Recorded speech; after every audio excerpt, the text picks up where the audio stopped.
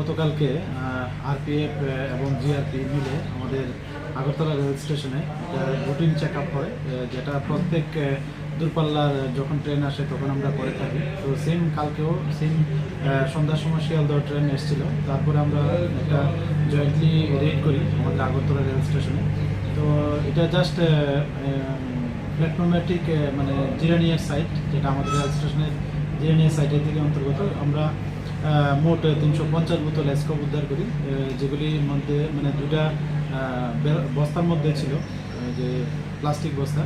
তো যদিও ওই সময় এটার কোনো মালিকানা পাওয়া যায়নি, তো আমরা যথারীতি এটা মানে আনক্লেম হিসাবে সিজ করি এবং একটা আমাদের আগরতলা জিআরপি থানাতে একটা ইনকোয়ারি স্টার্ট করি যে এটার ওনার কে হতে পারে, এবং আমরা এটা দেখছি এবং যদি ওনার এস্টাবলিশড হয় আমরা অবশ্যই ওনাদের এগেনস্টে মানে আইনত পদক্ষেপ নেব।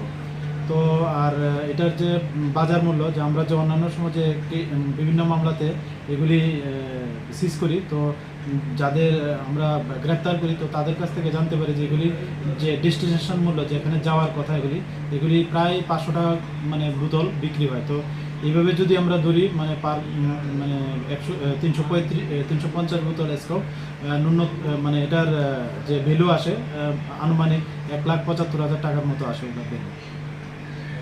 এমনি সিসিটিভি ক্যামেরার কি ফুটেজ কোন চেক করা হয়েছে? হ্যাঁ, এগুলি দেখা হচ্ছে, যদিও ওই যে জায়গাতে পাওয়া গেছে ওইখানে সিসি ক্যামেরা কভার করে না, আমরা কালকেই দেখেছি।